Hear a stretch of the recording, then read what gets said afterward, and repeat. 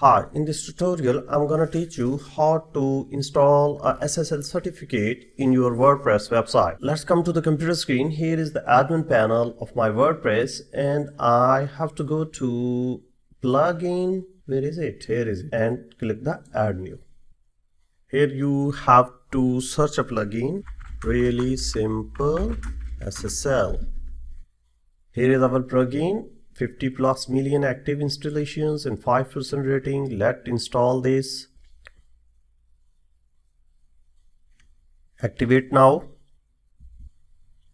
Here we go. Here is really simple SSL.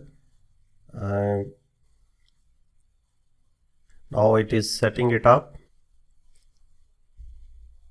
Now your SSL certificate has been detected from your web host and you have to activate this SSL certificate.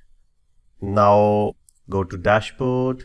Here is our dashboard. So the job done. Thank you very much for watching this short tutorial. Keep watching the next one.